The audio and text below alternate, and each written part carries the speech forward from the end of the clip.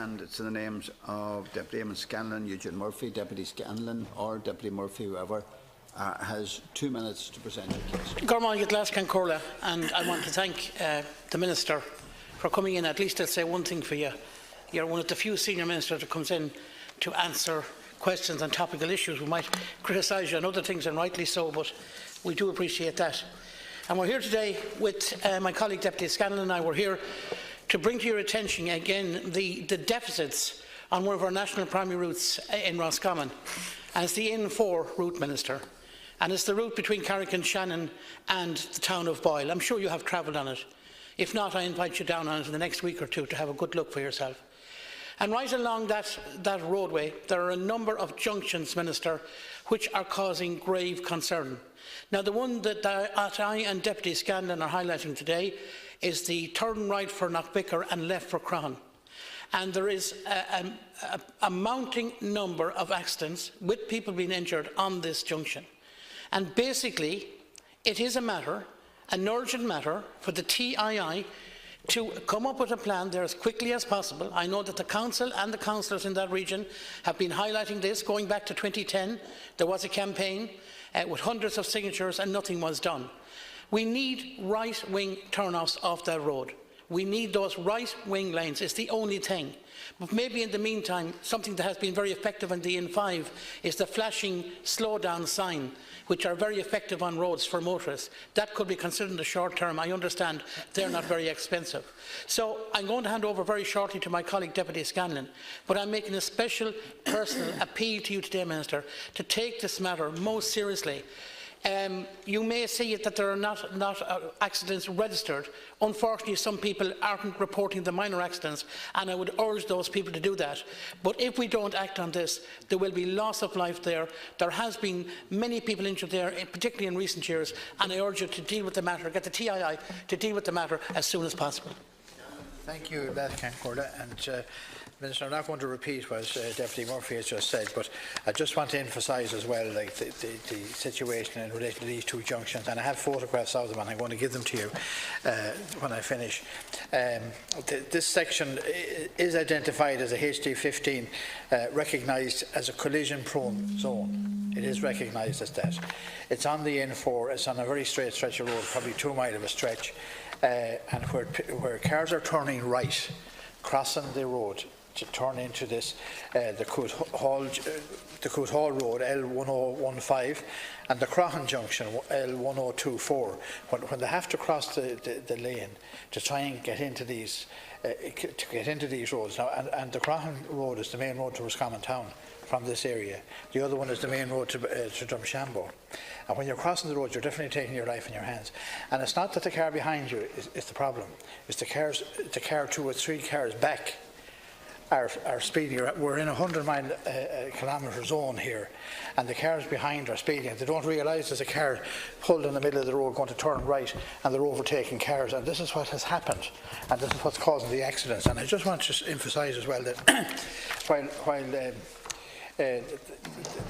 there is a process that takes place every year, and I understand where these recognised collision-prone zones are, that they are investigated every year, and I think that now is the time to try and have something resolved for next year to ensure that people can cross the road safely without taking their lives in their hand, because somebody will be tragically injured or killed at these junctions. Thank you. Ross, 4 minutes. And I'd like to thank both deputies for raising this important matter. As Minister for Transport, Tourism and Sport, I have responsibility for overall policy and funding in relation to the National Roads Programme. The planning, design and implementation of individual national road projects is a matter for the Transport Infrastructure Ireland under the Roads Acts 1993 to 2015, in conjunction with the local authorities concerned. Within its capital budget, the assessment and prioritisation of individual projects is a matter in the first instance for TII in accordance with Section 19 of the Roads Act. Ireland has just under 100,000 kilometres of road in its network, and the maintenance and improvement of national, regional and local roads places a substantial financial burden on local authorities and on the Exchequer. Because of the national financial position, there were very large reductions in Exchequer funding available for roads expenditure after the financial crisis.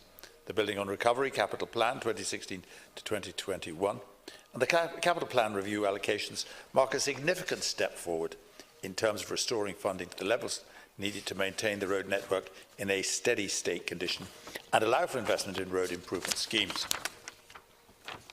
Minor improvement schemes were included in the road safety strategy. TII is maintaining an ongoing rolling programme of minor projects. To date, 42 minor schemes have been completed. Available funding has allowed TII to maintain delivery on a minimum of 4 schemes each year and to prepare additional schemes on an ongoing basis. I understand that TII envisage continuing to undertake a minimum of 4 schemes a year. County Roscommon has 4 schemes included in TII's rolling programme of minor projects. The N61 Cooltay scheme is currently under construction, the N60 at Oran, the N61 from Ballymurray to Knockcrohary, and the N61 from Clashnagarry to Tusk are presently at various stages of the design process. The section of the N4 referred to by the deputies includes 2 junctions on the N4 at Croghan and Cootehill. These junctions were identified through the HD 15 safety programme, and improvements were made by Roscommon County Council in late 2016, early 2017, in terms of signage and lining improvements, including arrows.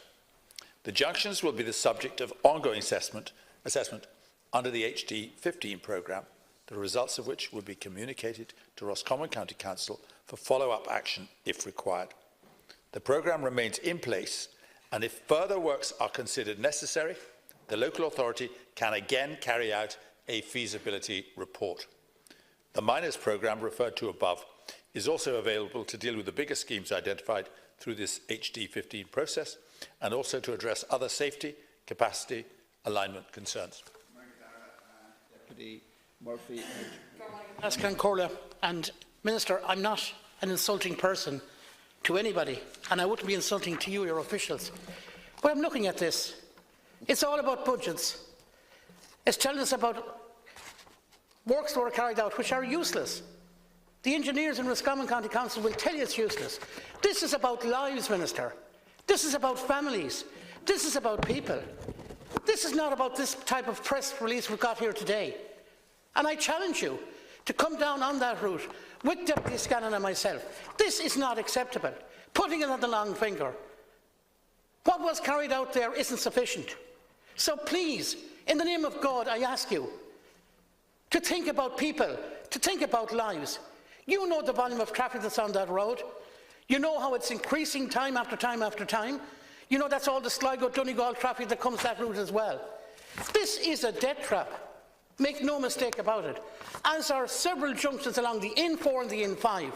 And despite you mentioning 4 projects in Roscommon which we welcome, which are ongoing, there is nothing being done to the serious junctions of the N4 or the N5, and I'm going to put it on the record here, more lives are going to be lost on those routes unless you take action as quickly as possible. Deputy Scanlon has 1 minute. Thank you, Corda. Look, it has to be said, Minister, and I know what you've said in relation to the work that's carried out there, the signage, and I know because of the work of the local councillors there, Rachel Doherty and John Cummins and Joe Murphy, that work has been carried out, but unfortunately it's not enough. And if I could just maybe mention or propose a solution, maybe some type of a traffic calming measure at that particular part of the road, because as Deputy Murphy has said, if something isn't done there, there will be a fatality. There's no doubt about that. And I would plead with you, when you are in the area, if you're coming down, we'd like to meet you there and we'll show you exactly what we're talking about. Thank you. Minister has 2 minutes. I'd like to thank the deputies. I fully understand the passion with which they've described the problems of their roads. I share that worry. And it would be, of course, my wish and the wish of anybody in government who's committed to road safety, to address any issues of this sort all around the country. I haven't seen that road, and at some stage I would be very happy to see it, but I take your word for what you said, that it's dangerous, because there are issues of danger throughout Ireland on the extraordinarily large number of roads that we have, 100,000 kilometres. But I say this, the TII does run, as you know, the schemes which I've described, and they identify a certain number every year which are priorities. And you'd say, and I think you'd probably rightly say, you can't prioritise anywhere in this because by leaving anywhere unattended, you're risking lives. That's true. Putting a motor car on the road is risking lives. And what I should say is this, I suppose, if you could, and I haven't seen them, which you didn't do in this debate, produce to me figures for accidents, for collisions, for dangers, for incidents that have happened on this particular stretch of road to which you refer, and I was disappointed you didn't produce them, I will ask the TII to look at it. But it does have to be backed up with figures, and facts, and incidents and events for this to happen. It's a very, very long and unhappy queue. But if both of you could send me on that sort of evidence, I will hand it over to the TII.